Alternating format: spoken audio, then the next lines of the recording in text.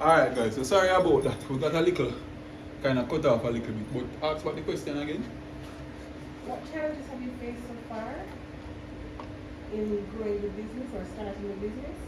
Alright, so some of the many challenges that I had with starting a food and beverage business was basically getting the pass of Bureau standard and that process. That process for me initially was a very difficult process because first, remember, I didn't understand how to start a food and beverage business. It's not like I studied food and beverage in school.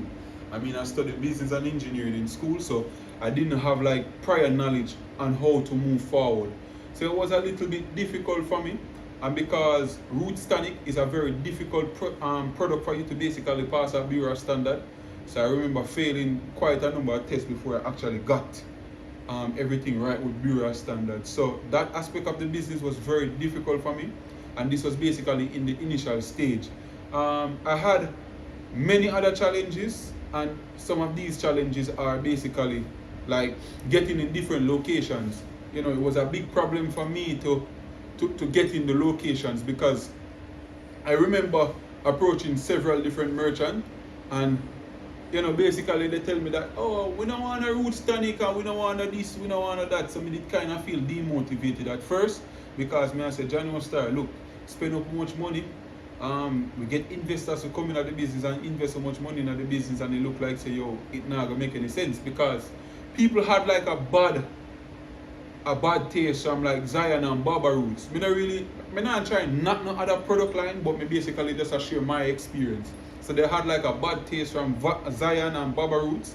So basically like, boy, Zion and Baba Roots kind of mash up the market. So people don't really believe in like Roots Tonic anymore. So people kind of start navigate them direction more to like a Magnum Tonic, more to like a Red Label, more to like these Cyril Red Stripe, and these type of thing where them kind of more familiar with, having a parent company and trust these type of companies. So it was very difficult to get on shelves with the product, but of course persistency, and I failed a couple times along the journey.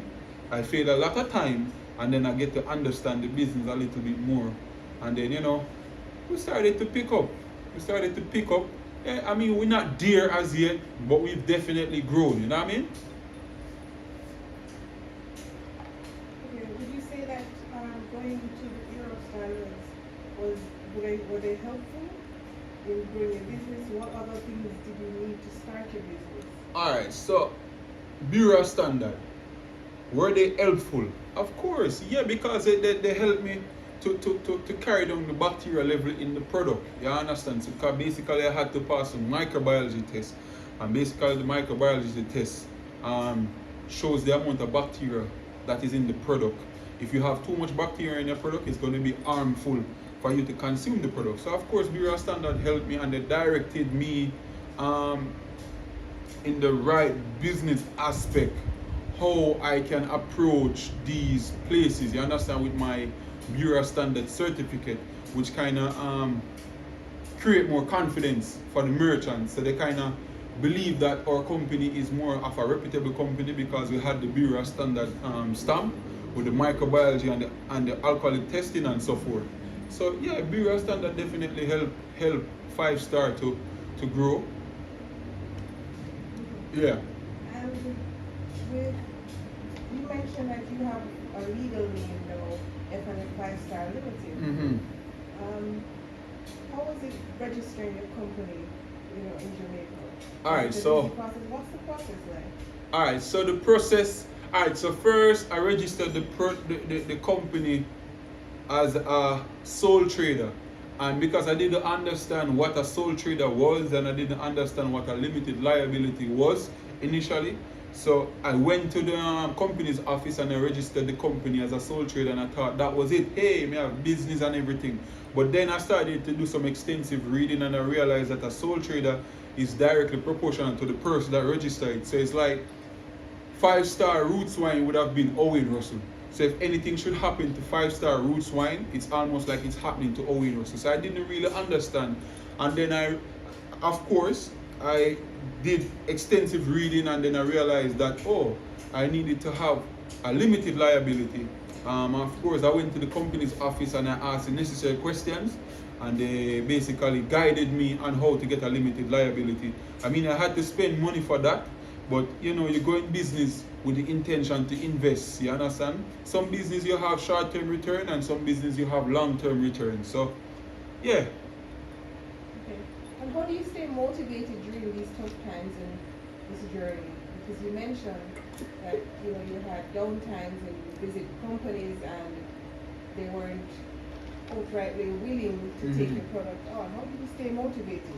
All right. So my motivation is like it's an intrinsic motivation. So I'm self-motivated. So once I can get myself like my emotions stable, and once my family is good and the people that I care about around me is good, it's like automatically I'm motivated. Once I'm okay mentally, once I'm okay physically, it's like a ripple effect on the business. If I'm okay, you're going to see the business flowing because I'm like the engine behind the business.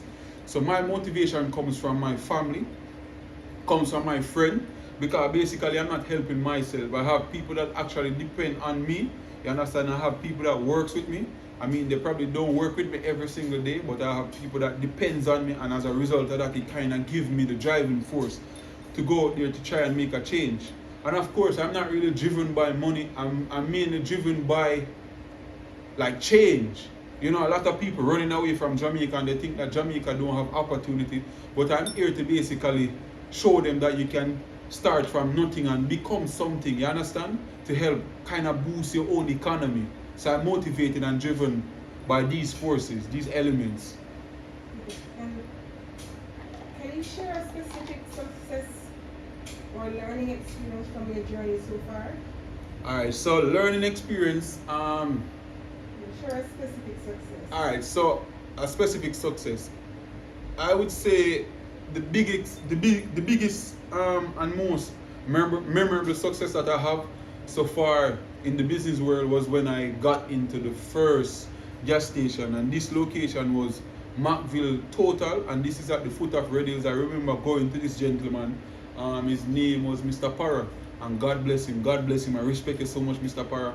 I remember going to him, and I basically pitched the idea to him, and he said, "Hey, I'm going to take a chance," and he tried half case. And I remember when I delivered the half case to this gentleman, before I reach home, he called me and said, "Hey, you have any more product? And you come carry another case, come." You understand? And so that's one of my biggest thing, basically. That the first location that I got into. Really good. So you also mentioned that there are persons who rely and depend on you. But I would love to know if this is your only commitment, and if not, how do you balance this business and entrepreneurship with any other commitments that you have, knowing that person's depending on you for this business? Alright, so what happened is that I try to live my life with a little bit of structure, because of course I resume training for track and field, and everything around my life personally revolve around timing. So it's like I have to live my life with structure. It's like anything outside of the structure of what I plan will throw off everything. It will throw off business, and it will basically throw off training.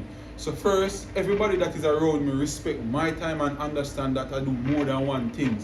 So basically, it's like a mutual respect. I give somebody the function to carry out, and I try to delegate as much as possible. So I use delegation to kind of help me to carry out the structure that I have with the business and in my personal life. Okay. And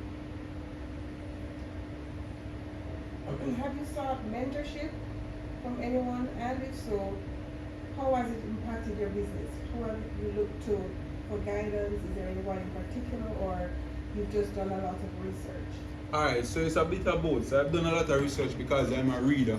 I'm the type of person that stays up late at night and I'll read books. I'll basically listen to different audiobooks of different entrepreneur journeys and so forth. I mean, I have mentors. I don't wish to call the name of these mentors. They have definitely helped me to become better mentally and how to remain a little bit more grounded. One of the quote that this mentor left with me was delay the gratification. Initially, I didn't understand what this person was saying, but over time I get to understand what delayed gratification means. So these mentors and these books and all of these extensive reading kind of help me to become a little bit more grounded and have a more long-term vision, mental long-term vision for the company that we're growing. And of course, if you realize here on the table, we have, this is our prestigious 5-star tonic wine. So this kind of have like a magnum taste, and this is on many shelves. So anywhere you go and you see this product, it's our prestigious 5-star wine. And of course we have our prestigious lemon agua. So this is something that is like a lime water. It's not too sweet, and it's not too fresh. So basically we're giving people options. So if you don't want a cran water, you can grab a lemon water and you can quench your thirst. Quench your thirst. Okay, and lastly, for those persons, wanting to start a business or wanting to branch out and do something on their own, what advice would you give to other young people interested in starting their own business? Align yourself with the right people. You need to do your research. First, you have to get in, before you get into business, you need to research. You need to read and you need to ask the necessary questions. You can go to Bureau of Standard. They have a library at the Bureau of Standard. You can ask them if you can access the library. You can go to company's office and you can ask the necessary question on how to register your business, whether a limited liability, whether a sole trader, or whatever you want to register your company in. So do the necessary reading and ask the necessary question, and you can't be afraid to fail. If you're afraid to fail, you will forever be afraid. You will forever be a failure. So you have to just get comfortable and be comfortable with failing. And these are my advice to any young person wanting to start a small business or a company. Just get comfortable with failing. Failing is all a part of growing. Alright, thanks, Owen. Thanks, Owen. You make the thing formally, man.